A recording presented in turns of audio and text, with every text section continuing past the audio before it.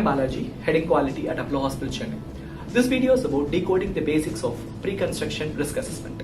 It is no surprise that demolition, construction, renovation, repairs and maintenance at a healthcare facility can potentially affect its patients, family, visitors and staff members. Most of us are aware that healthcare-associated infections, HAIs, can be acquired during stays in the hospital in virtually any type of healthcare organization, be it hospitals, emergency care centers, surgical facilities, and also nursing homes.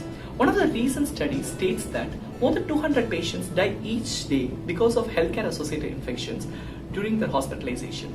This is about twice the number of Americans who die on road traffic accidents every day. What most of us are not aware is that the demolition, construction and renovation activities ranks as a significant causal factors for acquiring healthcare-associated infections. The potential solution for this problem statement is to implement a functional pre-construction risk assessment, what we call as PCRA. The objectives of pre-construction risk assessment are: number one, the hospital can manage all of its demolition, construction and renovation activities in an environment of minimal risk. Number two, the risk assessment is just not limited to infection control practices, but also comprehensively covers all the significant factors such as life safety requirements, infection control practices, air quality requirements, hazards, noise, vibrations, utility requirements, and all other factors which affects their care, treatment and services.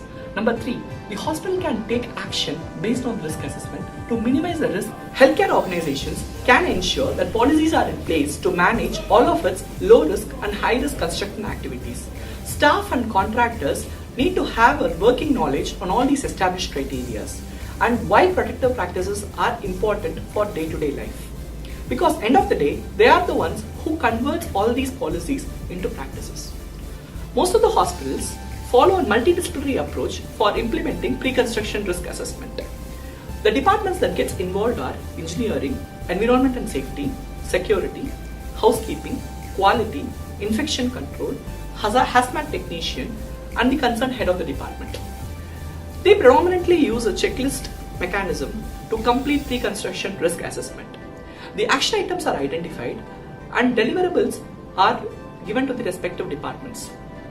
Infection control, engineering, housekeeping and security department deploys their own check mechanism to ensure that these deliverables are converted into their daily checklist. Upon completion of the renovation construction activity, the infection control analyzes the pre-construction risk assessment objectives and also its outcomes. If there are any significant deviations, the root cause has been analyzed.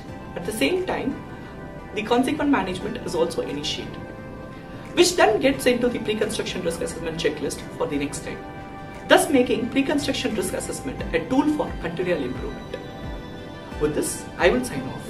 At Apollo Hospital, Chennai, we strongly believe patient safety as our top priority.